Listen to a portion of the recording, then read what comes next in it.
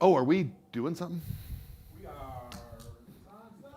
We are live at the Circle R Ranch. It is Friday, January 467th. And we got Ken Haas and we got some Bob Balches here we're going to talk about today. Take it away, Ken. Thanks, John. This is not Jeff, it's John. Bye. We miss you, Jeff.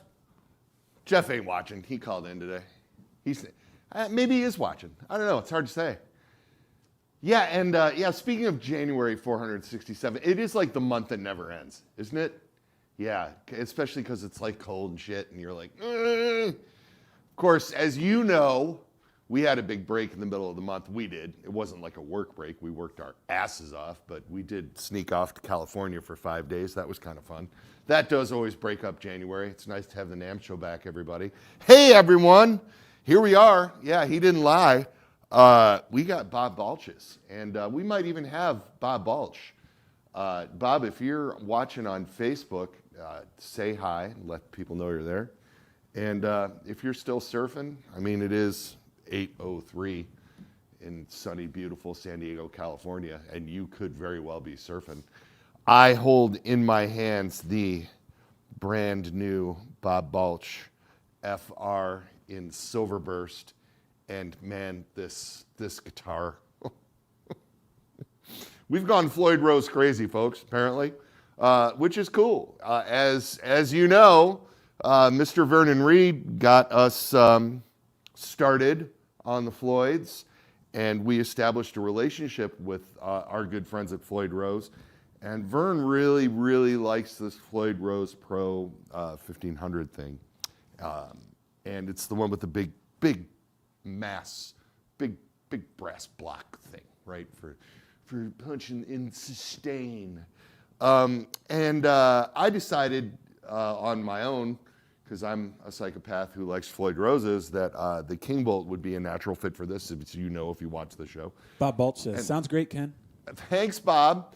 I appreciate it. You know how awful it is to have to do this kind of show, and the artist who you make the guitar for is watching you, and you're like, how embarrassing to have to play his guitar in front of him. But it happens to me all the time. I'm used to it. You know, Greg, Vern, Bob. Bob's been here a bunch. Bob knows I suck. It's all good.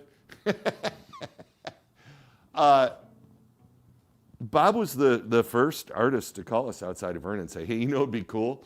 What if we put one of those fancy contraptions on my guitar? And so this was Bob's idea. And I think Silverburst was Naylor's idea because, Silverburst is having a moment for sure. And we had sort of moved away from doing the Silverburst in the Reverend line in favor of the Periwinkle Burst, which has been insanely popular for us for a little bit. But there's something about doing the traditional color with like the old school color with all the modern appointments that I think is badass. And often when we do a model, when we do an artist model, we like to do like one traditional color and one like Reverend sort of specific thing. And so when it came to these Bobs, the traditional colors, the Silverburst, and the more Reverend specific thing is this absolutely gorgeous High Tide Blue, which was a Naylor creation for the Jetstream HB last year. And Billy Corgan liked it enough to use it on his Drop Z. And Bob gave us the go-ahead to use it on this, and they both just absolutely kick ass and take names. So why a Floyd? Because they're awesome, that's why. There is a thing that happens with the initial attack on a Floyd Rose, and I know that maybe you didn't quite hear it with the monster fuzz tones that I was working earlier, but Floyd's actually sound gorgeous, clean. And I know I'm going to get some arguments on this because there's been a lot of Floyd Rose guitars made in the last 40 years since the invention of the Floyd Rose. And when it first came out on like Kramer's and Ibanez's in the 80s and such, it was kind of a new thing, and the actual extreme string bending that was capable of the Floyd Rose was, this is my opinion piece, okay? But looking backward on it from my point of view, because I was there, the string bending capability was more important than the tone of the instrument. And so Floyds were just put on guitars that were made out of the tone woods that had traditionally been guitar all the time. You know, your alder and your basswood and all those sort of things. And you ended up with a very like naturally mid-scooped thing. So it got very, very popular for metal. But if you look at somebody like Eddie Van Halen, who really used the Floyd Rose to all of its capabilities, one of the things that he was very adamant about was that the Floyd sit on the body so that more of the sound and the vibration of the bridge transfers to the body, and he thought it gave his guitars a much warmer tone. And it's hard to argue with that because obviously Eddie's lead tone is 100% legendary. I mean, it's the thing. I mean, it's one of the things that we all aspire to in the industry, and so much of that was in his fingers to begin with. That's a whole other conversation. What we've figured out now, many years later, and Reverend isn't the first to figure this out, but we're sort of capitalizing on it, is by using a quality Floyd with a quality, tone block, as it were, the block inside that the strings attach into, but also by using sort of what would be considered non-traditional tone woods. Like, we make all of these guitars out of Carina. Did you know that? John, did you know that? John is just shaking his head, yes. He refuses to put on a microphone and take part in this conversation. I just have to pick it up. Oh. Carina, you say? I thought you used black limbo. Yeah, we use white limbo, actually. Sorry. I wish, yes, we use white limbo. These Carina guitars have so much mid-range punch that in the case of this and the King Bolt and the Vern, the Floyd isn't taking away any of that solid mid-range. And then with Bob, we have his signature railhammer pickups, which are also hot, and they are the only railhammer with brass covers, which does a thing to the tone that Naylor and Bob worked out together. I think we've been doing these pickups for close to 10 years now. Bob, can you believe that? Holy shit. The combination of the Carina body, the set neck and the shorter scale, and his pickups, I mean, it's just, here's both pickups on.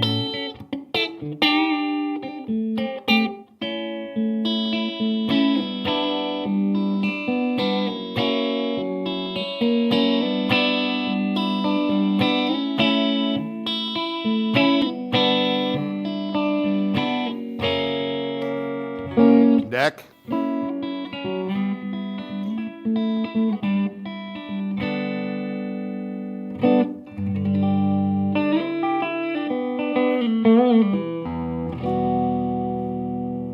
And the bridge is nice and buddy. You dig into it a little bit, you get a little bit of that pushback. I was having some fun yesterday going back and forth between this guitar and the hardtail. So we are doing both for now. And I don't have any intention of not doing both of these models. I don't know how the colors are going to shake out down the road.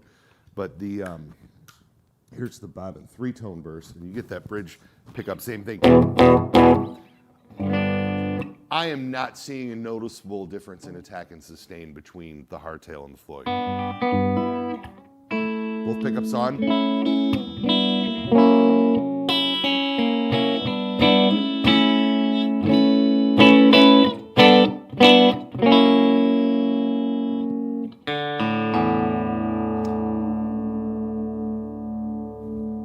That you can only do on the hardtail. I also was having some fun yesterday experimenting with some fuzz sounds, and as opposed to just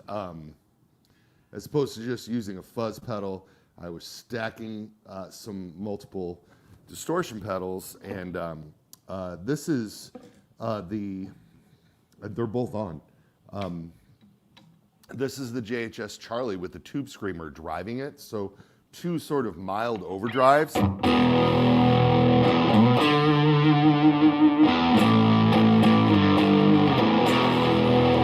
Neck pickup.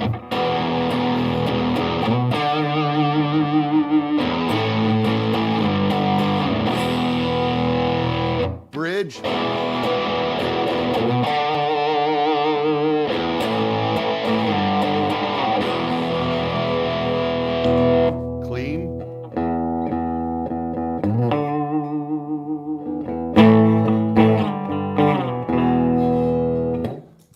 put this Floyd Rose equipped monster back on my body.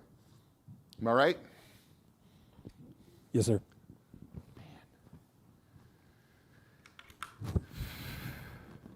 And then here's that same.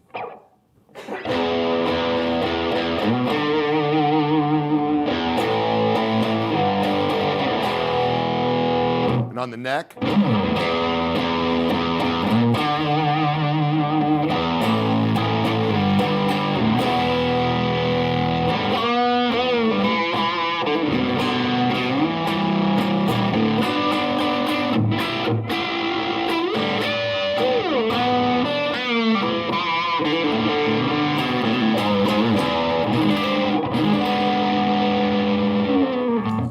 That sound makes me want to start a band, John.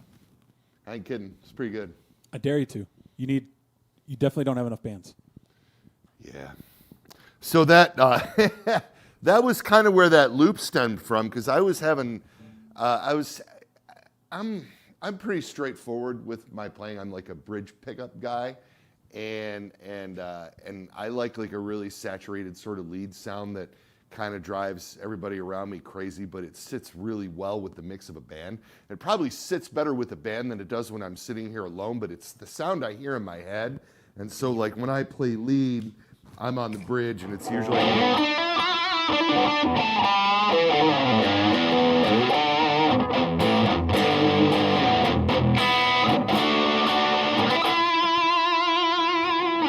But when I made that loop to do this video, I started playing around with all the overdrive pedals, and I got that breakup thing that Bob does so well, which really took a lot of experimenting for me. With that, like on the edge, you know, it's gnarly. And then there's room for my traditional lead sound over the top of it.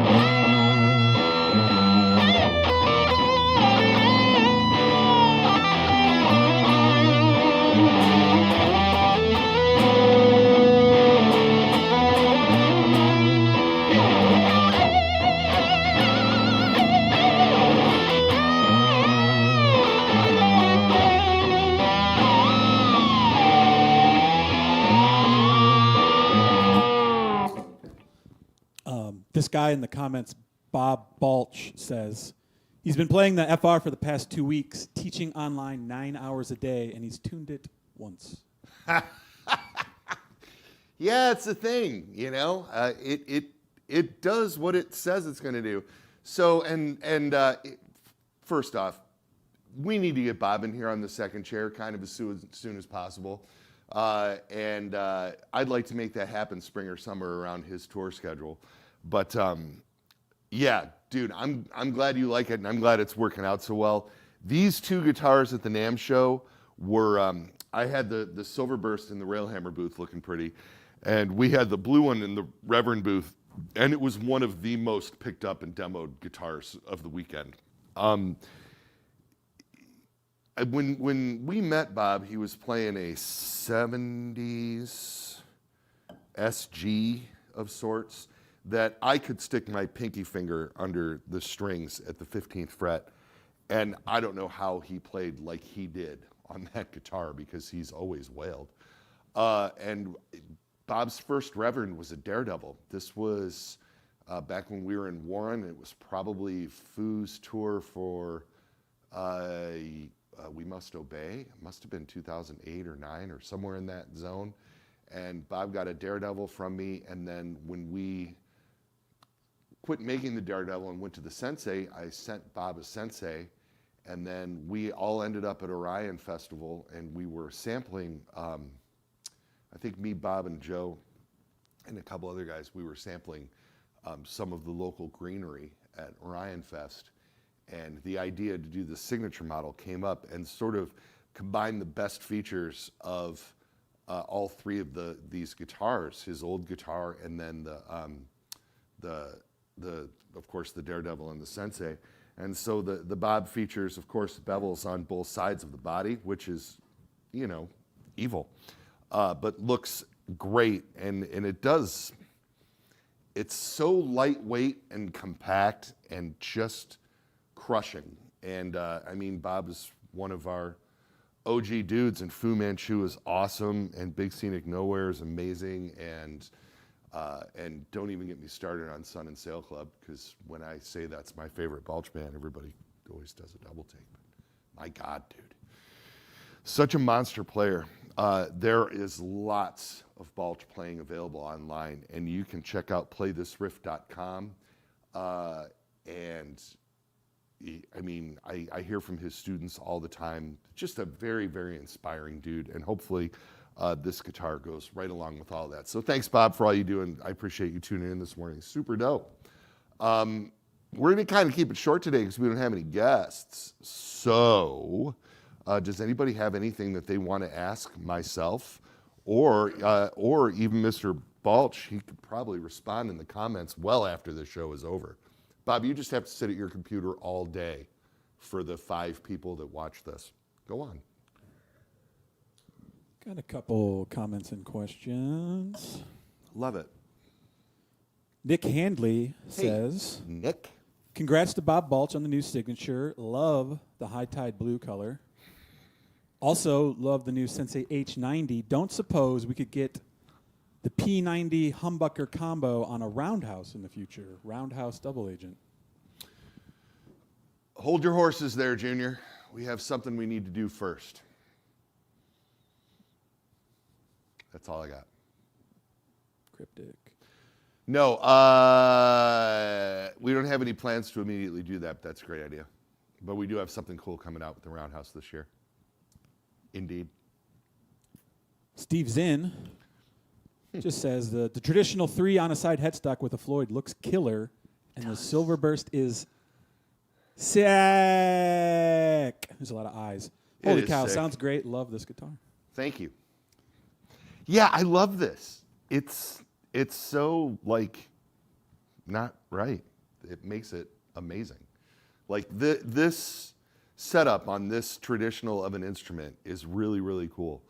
And I mean, I already said it. And arguably, this is one of the best sounding guitars in the line. I mean, Bob's really dialed in with what he was looking for, and it was very easy for Naylor to follow suit with that. You know, so glad you dig it for sure. Frank Von Heck says, any differences between the two Bobs except for the Floyd Rose? No, sir. No, sir. Same pickup, same scale length, same neck shape, same body wood. It really is just the addition of the Floyd that does it. And really, I am a sucker for like the traditional colors on the modern instrument too. I think it's the thing that Reverend does best, or one of the things that we do best is wicked. So yeah, same instrument. Comment, Will Kingstone. I know Ken's a giant, but I was really pleasantly surprised with the size proportions of it. Recently switched to a double cut lighter guitars, and the Senseis have really saved my spine. Oh, that's great, man. Thanks. Yeah, I'm a little bit self-conscious about that sometimes too. Sometimes I see pictures and I'm like, ooh, that's crazy. But you know, Bob's not a little guy either. You know, he surrounds himself with giants for sure. But Bob, sometimes it's hard to judge. You know, like when Greg and I are hanging around, like what exactly is a tall person. But there are a lot of very tall people. Robin's quite tall as well. You know, there's a lot of big guys playing these guitars, and yeah. Thank you. That's a trick. That's a Naylor trick to make it look right on people of different stature for sure. Chris Van Sickle asks, hi, Chris. I like Chris. What's up, any dude? more new models in the works featuring the Floyd Rose tremolo? Not right now. I don't think. No, we're holding steady. We're holding steady on these for now, but I mean, that can change. There's going to be another King Bolt coming, which we don't need to get into all the details about that, but that will feature a Floyd. And I mean, it's cool because it's just another option now that we have to choose from. You know what I mean? And so it's hard to say. I don't have anything coming within the next couple months, but that doesn't mean we won't be doing something within the next year. He adds a 6-gun with a Floyd would be killer. Yeah, I mean, the King Bolt is basically the 6-gun body. But are you talking like some sort of HSS thing, like the HPP? That would be pretty rad, indeed. Yes. Daryl, sorry if this is the wrong pronunciation. Daryl Clark asks, Hey, Daryl. where do Bob's pickups sit at in comparison to other rail hammers and pickups we offer? They are very, very similar to the chisels, just with the brass covers, which smooths out the mid-range and again gets Bob closer to that sort of amp exploding tune when he's using the fuzz. It's kind of a traditional thing.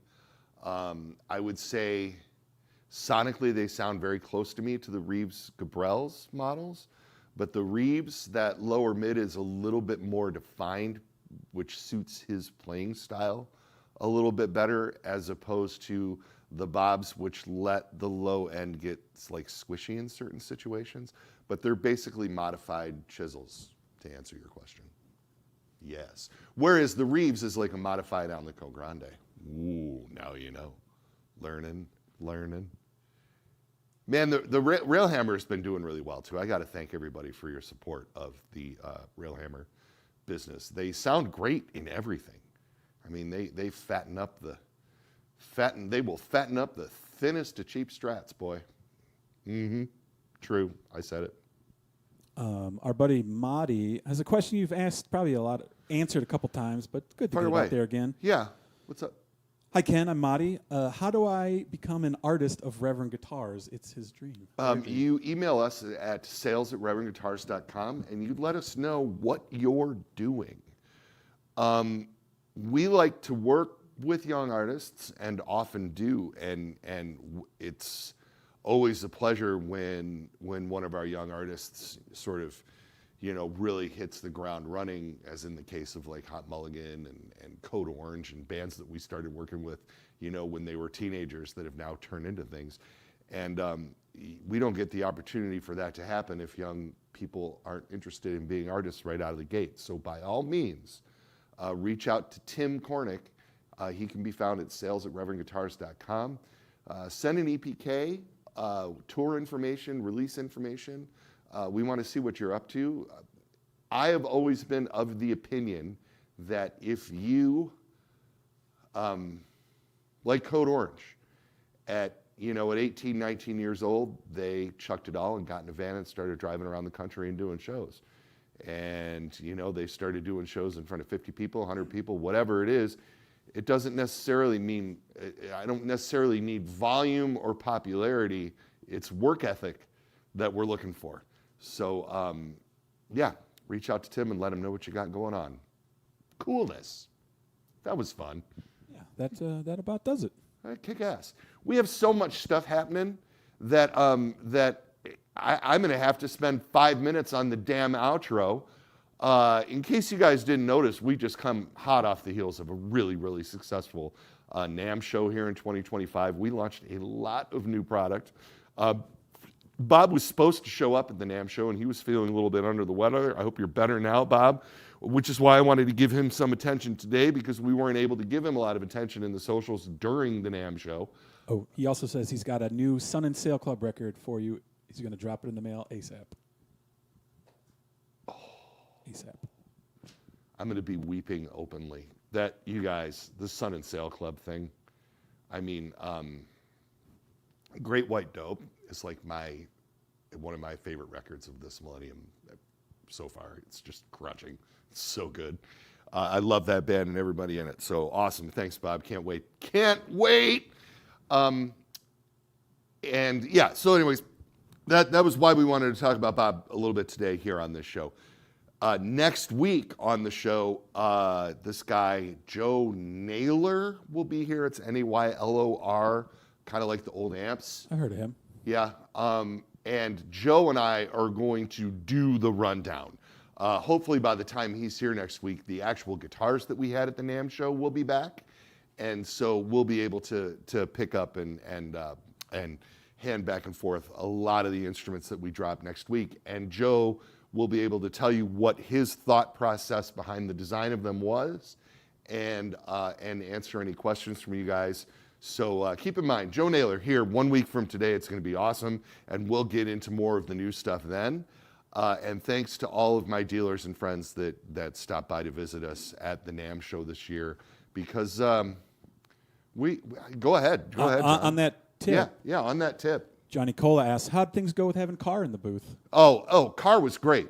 You guys know how much I love, if you watch the show at all, you know how much I love Carr amplifiers. I've been playing live with them for years, and either my Rambler or my Viceroy are always in Reverend booths as I travel around the country doing demos and guitar shows and things of that nature. Steve Carr is a great guy. He brought some of his new stuff with him to show off at the show. New colors and a whole new design of the Skylark amp, which is absolutely wicked. Pleasure spending time with Steve. He's a really, really good dude. Check out caramps.com. As we go forward, first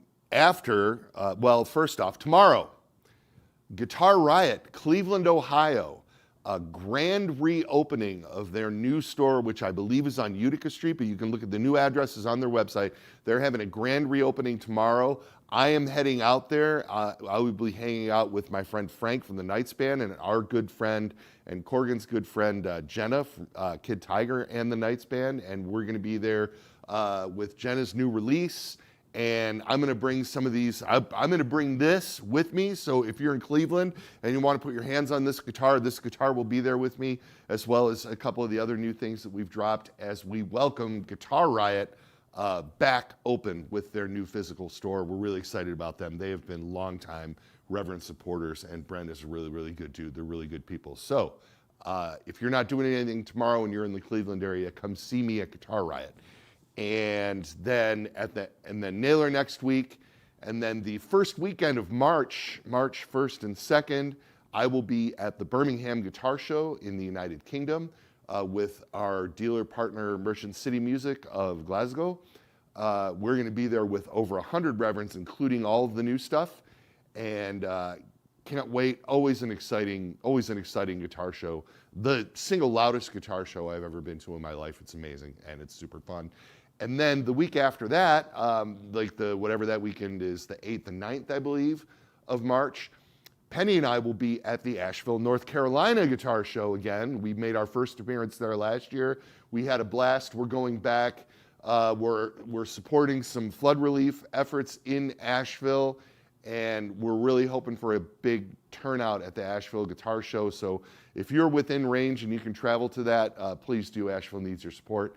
And that's going to be awesome. And then 2 weeks after that, the weekend, I believe, 22nd, 23rd, 24th of March, Penny and I are going to be at the Nashville, Tennessee Amigos Vintage Guitar Show, which will be our first time attending that. And it is in Franklin, Tennessee. And Friday night, Rick Vito has a gig in Franklin. So we're just going to tie it all together, and we're going to be at the Nashville show with our dealer partner in Nashville, Tone Central Station, brand new store from my friends Todd Zilla, as he's known, a longtime staple of the Nashville music community, and our good friend Jamie, who formerly worked at a big chain store that we used to deal with before they went under, and that is going to be great. So we are talking some serious Reverend action within the next 6-7 weeks. Kick ass, isn't it, John? Love it. And then it'll be warm out. Woo! All right. Thanks a lot for tuning in, everybody. Thanks for tuning in, Bob. I really appreciate it. I'm glad you dig the guitars. Hey, everybody, check out the new Bob Balch. Silver Burst, Floyd Rose. Rock on.